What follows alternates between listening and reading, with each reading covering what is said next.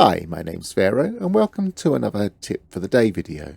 And today I've been messing around with glass cuboids, and the idea being to rescale them. You can see behind me I've rescaled this one to 1¼ size of the original, and here I've done it to 1½ times the original. And I want to show you how to do that and show you the benefits of going slightly higher and sticking to 1.25. But first of all, let's show you how I did the scaling. Now, not long ago, I was talking about scaling using pallets. And so the way to scale a glass cuboid to exactly 1½ times is to use 6 wooden pallets. So first of all, we reduce it to its minimum size. Make a pile of 6.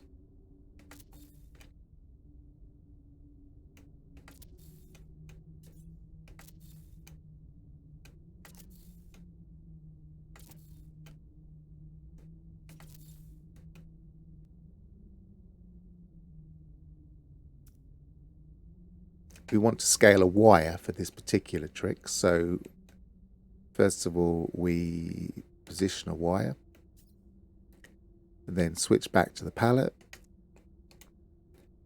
and then scale up our pallet until just that rivet pokes through, but not the rest of the texture. So not here and not there, but the sweet spot in the middle, which I found instantly first time, but of course second time I'm going to, there it is, struggle. So that's the size we want. If we now Y glitch back to the wire, we have a 1.5 size wire. And this one is exactly the same, except we only want 1.25, which is 5 small pallets. 1, 2, 3, doesn't have to be very accurate, 4, 5. So again, we start with a wire, switch back to the pallet, position it, and increase the scale until that rivet just pops through, and then Y glitch back to the wire. And now we have a 1.25 wire, which I already had here, but this is just to demonstrate how they work. And so now we can use these wires to scale our parts. So let's demonstrate with the 1.25. Now I like to use pavers for this technique because pavers are the same size as a glass cuboid. So if we copy one here, then a normal size glass cuboid is about the same size as, well, it's exactly the same size if you ignore the bit around the edge which doesn't count. And you'll see here that I have used the wooden texture and it doesn't matter which colour. I prefer the white and orange just because I find the contrast a bit better, but that can depend on your lighting conditions in your base. In order to snap the parts together, we're going to use the manual positioning technique pioneered by Action Pants Gaming, and that involves stretching wires into precise positions on a floor. And so we're going to use this paver as our surface to stretch the wire on. Now the number of pallets we used also dictates the spacing, because a 1.25 will be 5 units apart and a 1.5 will be 6 units apart. And each of these squares is a unit, so 1, 2, 3, 4, but we want a spacing of 5. And if I was to just place 2 together, then the spacing of 5, if we use this corner, which I like to use, I like to use this little corner in here, then 5 along, that would be 2. That would be 4, but then 5 would be somewhere here. Now it might be exactly on a bit here, but I'm not 100% sure, and the easier way to sort this out is to use a small paving and then adjacency back to a large paving here, so that we've got the right part to line up with. So first of all, I'm going to take this and I'm going to put it in the cache. Then I'm going to take this and I'm going to put it there. So if I use, for instance, that corner as my guide, then from here, 1, 2, 3, 4, 5, I can use exactly the same guide for my 5th unit point. We want the wooden texture, which just gives me a little bit more of grain, so I can use them for guides for my wire. So let's grab this, place it in my cache, copy a wire. Now if we look closely at this texture, there are lots of things we could use for the middle of our cubic room. You could use the exact middle because there's a slight cross there, although it depends on the lighting conditions and how well you can see that cross. I like to use this corner here, the little on the 2 black lines on the edge, but you could use a very sharp defined gold edge. In this case, I am going to use the black line on these that surround each of these 4 quadrants, and I want to line up the little dot, which if you look really closely you can see the dot in the part. I want to line up the little dot with that black line as best I can. Some people like to rotate this perfectly along the right way, but as you can see it kind of obscures some of the texture. If you're on PC you can do this and actually make it precise. But if you're not, it's kind of a manual process of trying to work out. Maybe get it lined up with that part. You can see I'm lining up the actual edge parts and then pull it in slightly. And to be honest, it's about consistency. So you could just line up that edge part, but we're going to be pulling the wire in that direction, so that's not going to help us in the long run.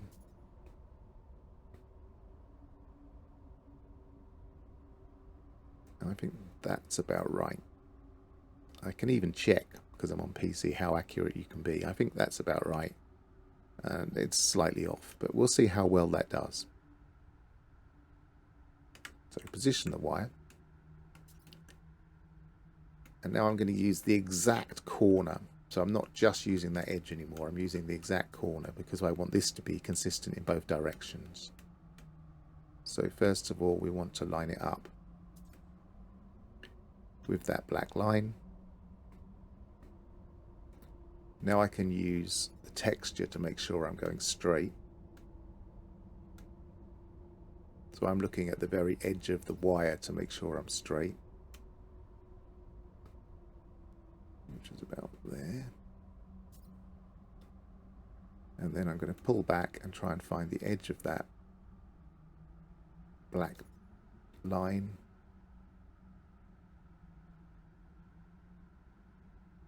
And then I'm going to glitch to a cuboid. Now I'm stuck inside the cuboid at the moment, but luckily 1.5 and 1.25s, you can actually put a door in, or you could just go out of the build menu.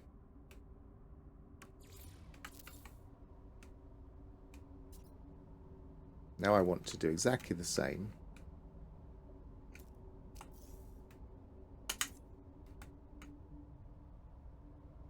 Pick up the wire.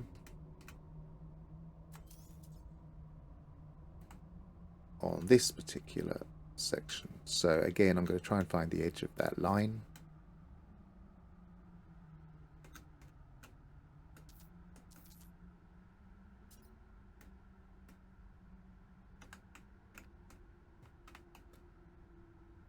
Try and find the exact corner of that line. So using the texture, zoom out a little bit so I can actually see the texture better.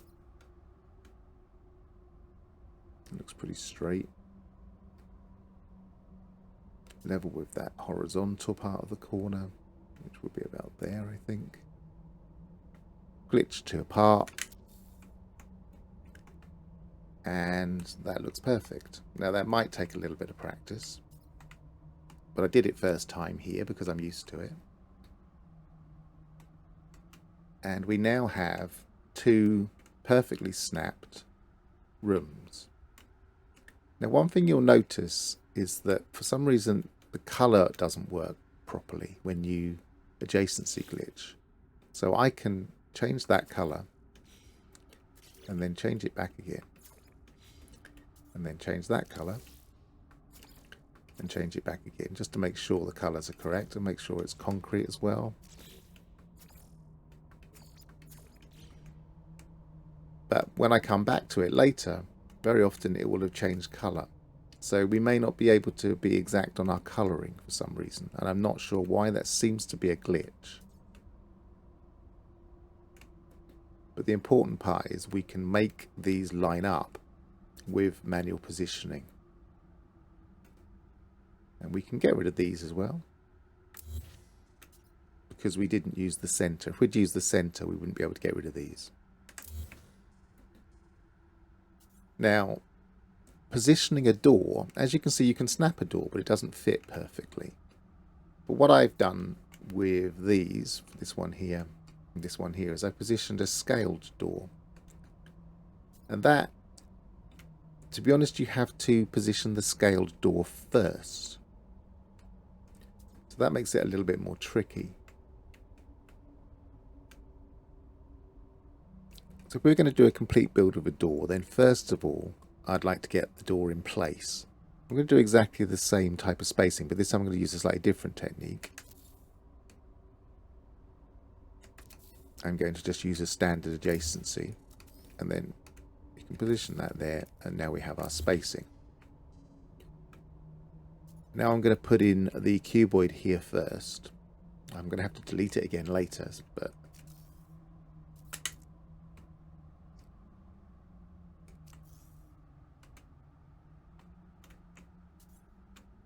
so we're using this point here. We want to go along here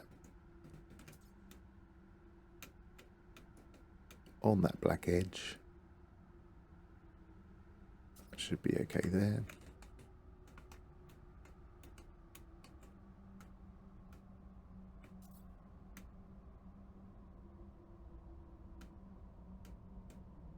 Pull this through.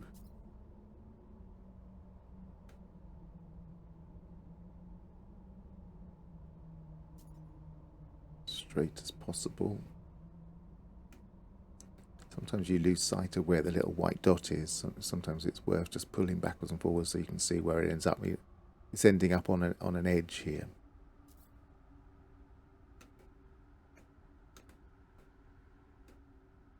Let's reposition. That's better. Right. And we're zoomed in a bit now. So that's the straight line. I'm using bits of texture to try and gauge where the line should be. I think it should be about there. Glitch to the part.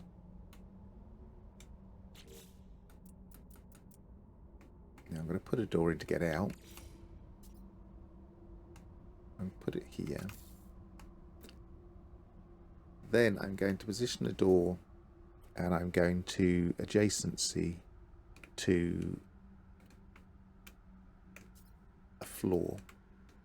So let's pick up a floor. Put it in our cache. Pick up the door.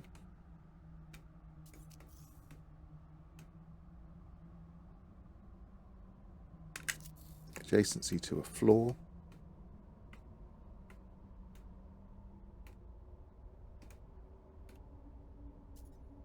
Place another floor here, and I'm going to delete that cuboid. Now, ideally, we want to position a door in the exact center of that spot, and we want the wire to come from this direction to that center. Unfortunately, if we use the top of this, then we will have problems, because it will be slightly too high. We actually need to use the bottom of it. But then if we use the bottom of it, the door will be upside down. So first of all, we're going to have to turn this floor over. This is where it can get tricky for doors. So we're going to use a light floor, and we're going to universal adjacency it. So put that in the cache. Pick up that floor and glitch back to the light floor. So what we need is we need that little light there to be pointing the opposite direction, or we need this black mark between the tram lines pointing in this direction. So we want to reposition that. Could have just used the other one. Now we want to glitch a wire. And now this wire is upside down.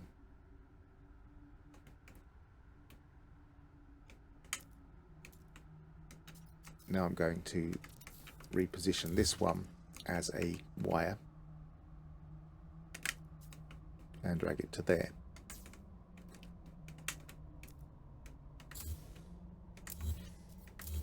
And we now have an upside down wire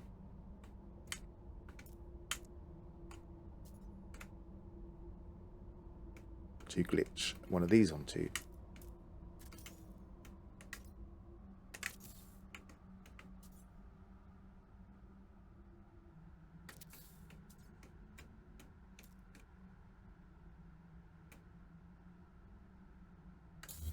And we want the exact center point here.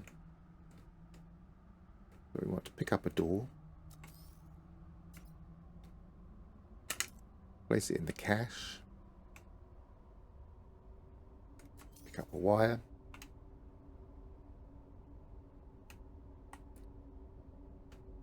now luckily we don't have that dip on this side, which I find complicates the matter. You might not, but that looks pretty much dead center. Pull it towards the center. Now it has tram lines, but there is a central mark. You can just see a little mark in the middle.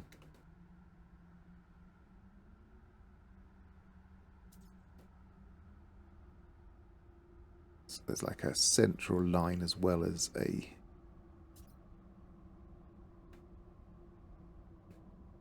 that should be about right. And now we'll glitch to our door, which will just be a freestanding door, but it's pointing in the correct direction. Now we can get rid of this. And that's a lot of construction for a door, but we're using manual positioning very precisely, and this is just how we have to do it. Now we want to position a glass cuboid, so we pick up a glass cuboid, put it in our cache, copy this, and it was precisely on this spot here. So we want to pull it from over here.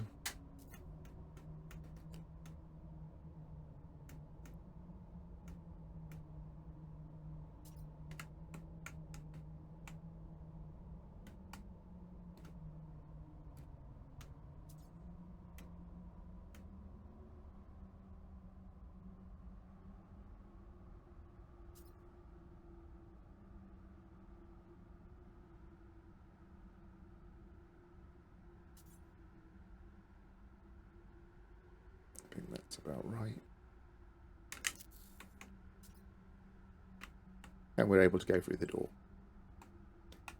Now, an advantage of these scaled sizes is that we can use the normal slopes, the access ramps. And although that looks like it's a little bit untidy, you can actually walk up them perfectly okay. And another advantage of the 1.25 is if we go to the wire point is here, so we can power them.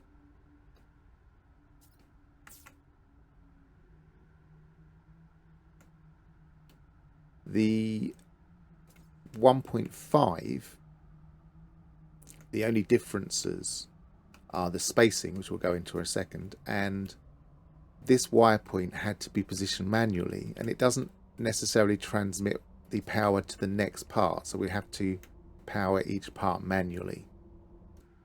So what I need to do here is I need to power this by positioning a power point in just the right position for this wire.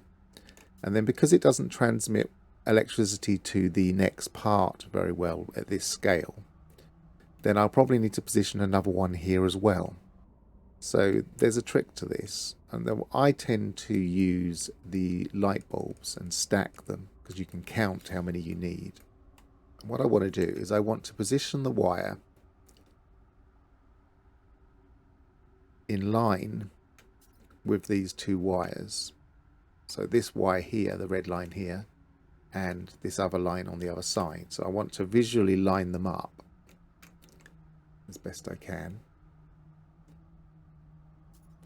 And then I want to position my light bulb such that the wire point, which isn't visible until we position it, is about the middle of that red wire. So somewhere around about there. Now this does need to be accurate, so let's position one. Switch to the wire. Now that's reasonably good. That's roughly in the middle of that wire. It's maybe slightly low on the wire, but that's close enough. If it drifts any lower, then it can be missing the wire point. What I tend to do if I am missing it is, instead of just deleting it and trying again, I position another one at the point that I think it needs adjusting. So maybe slightly up. Let's try and get it exactly in the middle. So maybe slightly up. And then I'll reposition this by lining it up with the one I've just put there.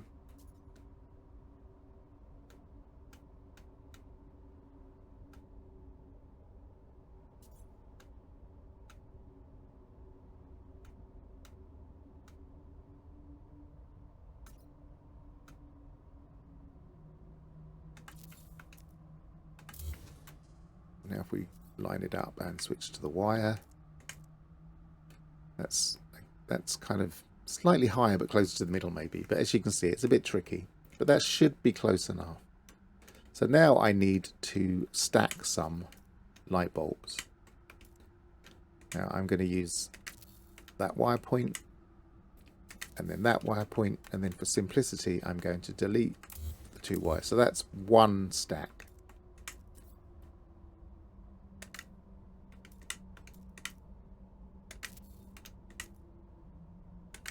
That's two stacked.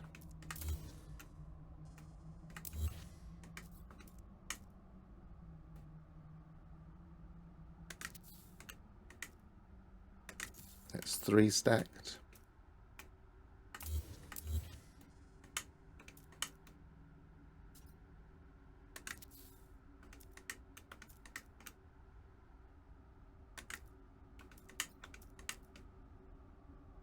That's four stacked.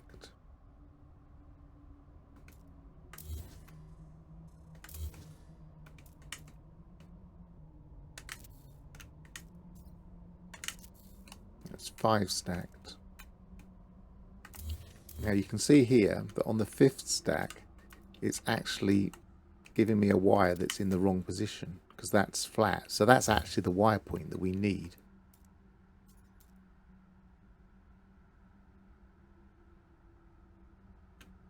For this. So that's what we're going to use now. So we've found the wire point even though it was invisible before. And I'm going to glitch a small paver onto that point. And position it out and get rid of our bulb.